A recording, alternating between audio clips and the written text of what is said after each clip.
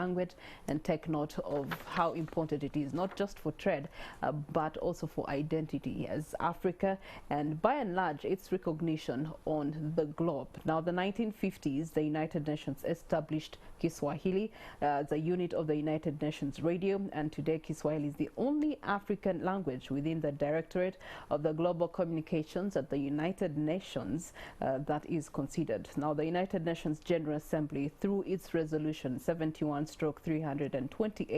that was in September 2017 on multilingualism, welcomed the implementation of a day dedicated to each of its official languages in order to inform and raise awareness of their history, to raise awareness of their culture, and use and encourage the Secretary General and institutions such as UNESCO to consider extending this important initiative to other non-official languages spoken throughout the world. Now, in that regard, the 41st session of the General Conference of UNESCO adopted a resolution 41C/61 that recognized the role of Kiswahili as a language playing its play in promoting the resolution claimed on the 7th of July every single year, which was last Friday. And so this morning I am joined by Dr. Caroline Asimwe to better help us understand Kiswahili as a language, not just as trade language, but as the language that is meant to be unifying us as a continent. In that regard, you're most welcome, Doctor, and good morning to you. Thank you very much, Priscilla. Good morning. Yes. And good morning, viewers. So let's talk about UNESCO. On Friday, we did have these celebrations. Uganda, we were honored to host the East African community and commemorate this day as it is the custom every 7th of July. But let's first better understand the significance of this particular day for Uganda and the East African community. Thank you very much, Priscilla. This day is very important for Uganda and for the whole of the East African community. First of all, because we recognize and we appreciate the UNESCO's initiative of selecting the 7th of July for Kiswahili, or for as World Kiswahili Language Day. Kiswahili is an East African, or is an African language that is really taking steps and globalizing from below. It has taken steps to get to the global scene, despite being an African language, which has been different from the trend where the colonial languages have been taking the platform at a different level. For the East African community, this is a great honor to us, because it's recognition for the East African community and appreciation of African culture through an African language, to show that it can also contribute to sustainable development, and especially to us as a community, to regional integration. And when you come to Uganda, we have various languages as it is in the East African community, which brings in the aspect of multilingualism. And it's among the key issues that you have mentioned that UNESCO was looking at. So even as a community, we are now looking at, or focusing at, as a language that can unite us, that can bring us together. The same applies to Uganda as a country with a multiplicity of languages, having a language that can unite the people, or that can be common to all the people, to help them work together, appreciate each other, to live in unity, peace, so that they can work together for sustainable development. Dr. Asimwe, when you say all the people, are you referring to the East African Community Limited, or does this refer to the globe? Why am I asking this? Because in my time of school, I had to study English, I had to study French, and I also had to take German classes, and that's languages. And so I'm wondering, is this limited to the region, or is it global, in reference to hope that in some other educational curriculums out there, there is consideration of Kiswahili as a language?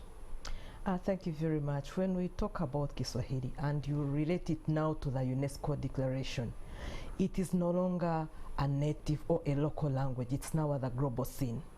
So when we are looking at these other languages that we have been studying, Kiswahili is now competing or getting at the same scene, or the same dancing floor with the languages that have been there. So when we are talking of embracing it and integrating it, it's not only for a particular country, it's not only for the East African community, but it's now a global tool that needs to be developed and enhanced at that global for global communication. Okay. One begs the question, could you inform us of maybe Western communities that have picked up Kiswahili additionally to what they offer in syllabus? Oh, thank you very much. I have to say the Western world, especially in Europe and Asia, so there are very many universities and institutions that are teaching Kiswahili. There are more than 120 universities, for example, in the US that are teaching Kiswahili. And most of us, the people from East Africa, are the ones who are teaching Kiswahili there. In China, people are doing Kiswahili now. And when you look at the associations that we have that embrace all the participants from the group, from the whole world, there are very many professors of Kiswahili who are teaching Kiswahili in the US, in the UK, in China, and elsewhere. So it's no longer at that local level. And when you also get to the media houses at the global scene, BBC, VOA, they all have Kiswahili programs. So when we are talking about it as a language, it is embraced at the wider, in very many countries, and it is really being taught. And there are very many people even who are coming to Africa, to East Africa in particular, to study Kiswahili for various reasons, even for education. Others are looking at peace and security issues, because you cannot go for security issues if you cannot communicate. Even if you're into intelligence, you cannot go and do that particular job if you cannot communicate or if you don't understand the language of the people where you're going to work. So people are embracing languages at a very, very high rate. And if you consider the Western world, as you have asked, they are really embracing Kiswahili at a very, very high rate.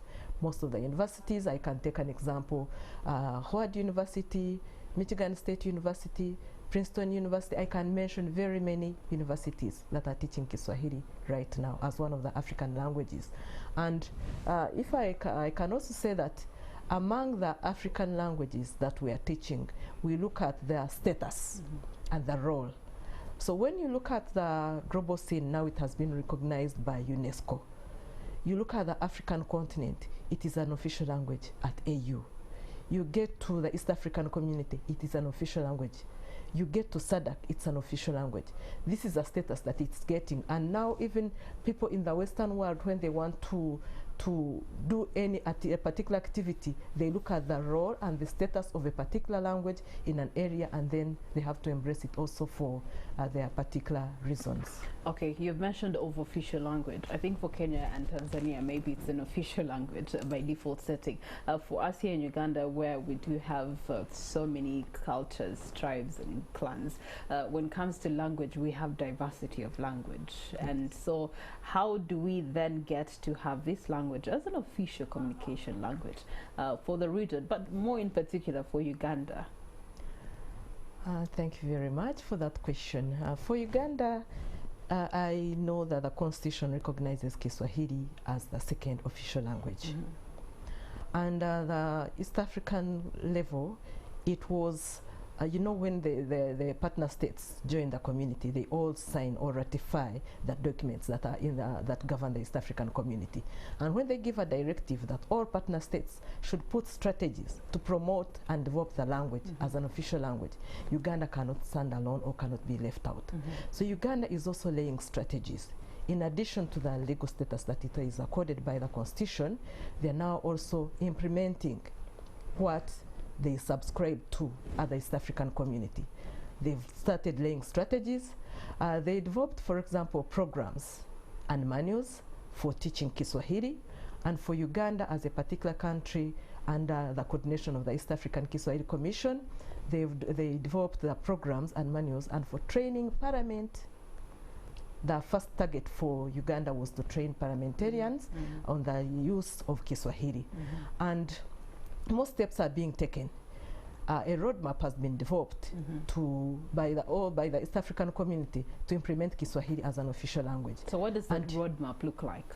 they are laying down strategies and activities which can be done and the time frame in which they can be done to promote and develop Kiswahili as an official language.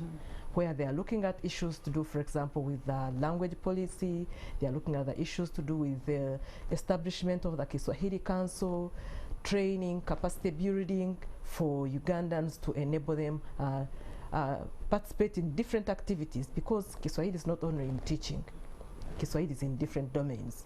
So they are looking at building capacity, whether we need translators and interpreters, whether we need Kiswahili to be used in media, where we need maybe Kiswahili to be used in health communication, in criminal justice system, governance. So strategies are being put in place. How can this be done to enable Ugandans get the skills, the language skills, to enable them communicate, now that we are considering Kiswahili as an official language? Okay. You have talked about translators and interpreters. In this day and era, we do have technology that has taken over those jobs. You simply have an app, you speak in English, and it translates to you in whatever language that you want to, or you're interested of a translation. So in regard, or in light of technology that is erupting left, right, and center, how are we allowing Kiswahili to actually evolve with technology? Thank you very much. And this question is really timely, because this is a time now that we have even to create content in Kiswahili.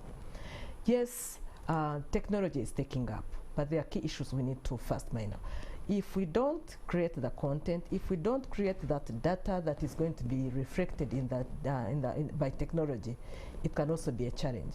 Remember, we have some words that are synonyms, we have some words that are homonyms. So if you're not careful, you might get a wrong interpretation or a wrong translation by a machine. Because a machine might not detect that where I'm talking about the Lord Mayor and my Lord Bishop and the Lord Jesus Christ, those are different words referring to something different. So when it is translating, it might come out something, or it might bring something different. So we need to be careful. We need to first create that content and give, so that we feed into the technology what is supposed to be used.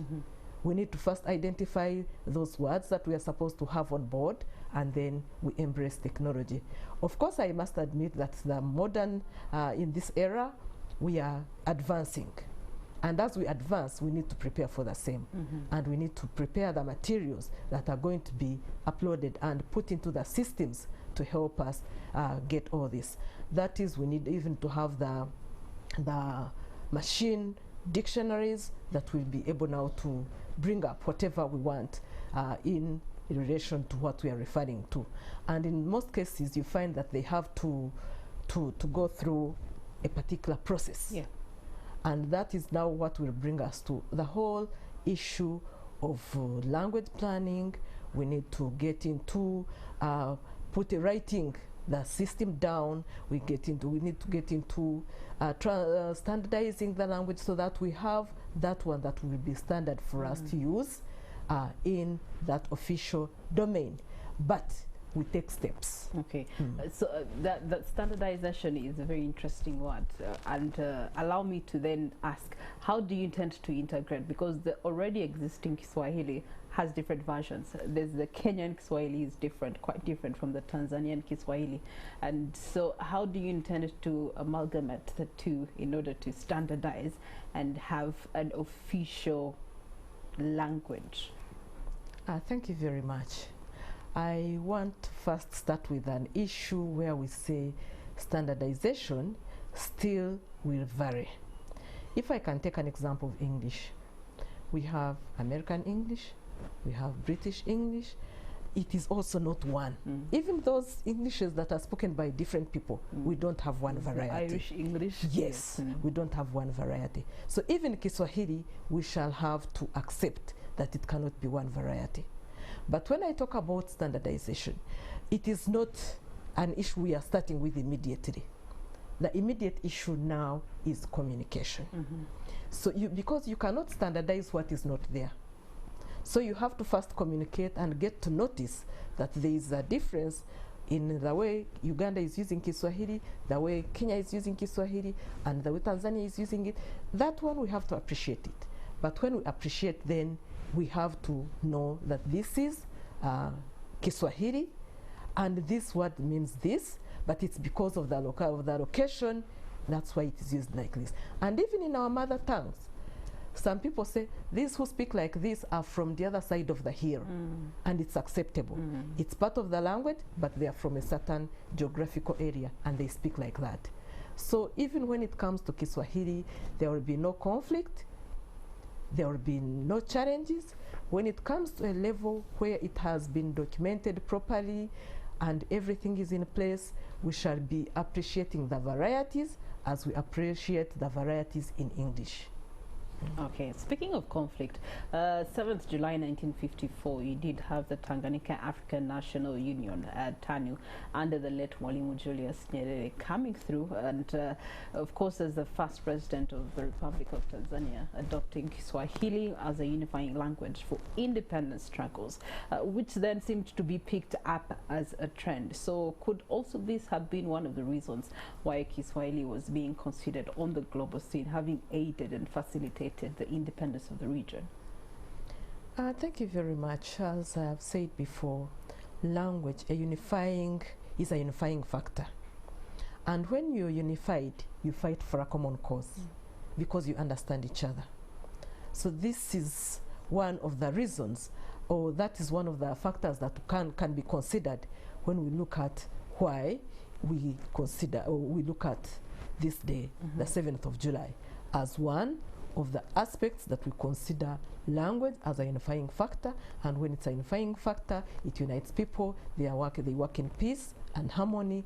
They work for sustainable development. And for our East African community, we are looking at regional integration. But now we are even getting to a broader scene. It is now an international language.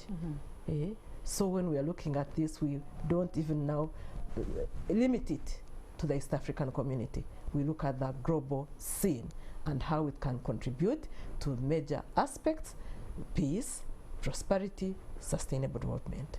Okay, in that regard, this language that we're referring to this morning is actually considered in the top 10 languages globally. And then there's a question of preservation and usage, as well as recognition of this particular language to the rest of the world, away from it being placed in the syllabus of different universities, international and local. How else are we actually ensuring that there's usage and preservation and recognition of Kiswahili as a language? Thank you very much, Priscilla, for that very good question. One way we are looking at for preserving this language is documenting it. We need to have it documented. We need books, need dictionaries, not books for classes, but even books for self-reading. We have literature, we have poetry, and I must appreciate that we have even the traditional books that go back to the years, very many years before, especially the first poems that were written. They are there. And then we also now need to work with the media. The media is also another entity that we are looking at as a major key player in sustainability of this language. And at this point, I must appreciate NTV for this initiative and for this program. If we could have more like this, which can even be played back. We talk about the history, we talk about the importance, and even some lessons, where maybe like today you say we are having words to do with media, and you teach about 3 only. Next time you're dealing with family or travel. That is one way we shall preserve our language. Through media, through writing and documentation, through education, you've talked about that, and through some cultural events where we encourage the use of the language. We could have like a festival where we have various people present either songs in music through the creative industry, and people are using the language in practicing it. And then having the policies, clear language policies in place, and legal frameworks If, for example, you're getting a license as NTV and they say you also need to have an aspect that is dedicated or time that is dedicated to Kiswahili. Yeah, because UCC has done it in a way that it promotes local music. So Yes. adopting that for languages would actually also be intriguing. Now, speaking of policies, what are the present policies and frameworks that are favoring Kiswahili, both on a national level and within the East African region? Thank you very much. If I can talk about the national level, maybe you can add on, but I must say that the Constitution of Uganda recognizes Kiswahili as the second official language. So now we need to look at the policies, that where is the culture, what does the culture policy say about Kiswahili language? And here we have to look at in terms of the domains of use. When can I use Kiswahili, where and how? It must be stipulated. When we come to the language policy in education, what does it say about Kiswahili? When can we study Kiswahili? Is it a language of instruction? Is it just a subject like any other? If it's a subject, at which level is it studied? It needs to be clearly spelled out so that we know that it's at this level and it's by this, either a statement or there is a policy. So where the policies are not clear, we need clear policies. And according to the stakeholder engagement we had, the East African Community Kiswahili Commission had with the stakeholders, most of the stakeholders were saying that they need a clear language policy in general, and then the clear language policy in education, to know how it can be used. And at the East African level, I must say the Treaty for Establishment of the East African Community recognizes Kiswahili as a lingua franca, the Article 137, and then the 21st Summit, Heads of State Summit, declared it an official language. So we are waiting for an amendment of the treaty to recognize it now as an official language alongside English and French. Okay. All right. Thank you so much, Dr. Caroline Asimwe, who is the Executive Secretary with the East African Kiswahili Commission. She has definitely thrown more light on the significance of Kiswahili as a language and forms of preservation that we can use within national and regional levels to be able to protect and enhance the usage of this language globally. Away from that, we do have Stephen Bide, who is on ground. He's in Nigeria this morning, having a conversation with one of the churches there that is seemingly having a conflict as of this morning. He'll be informing us what the conflict, the nature of conflict is, and what's the way forward. Good morning to you, Stephen. Good morning to you, Priscilla.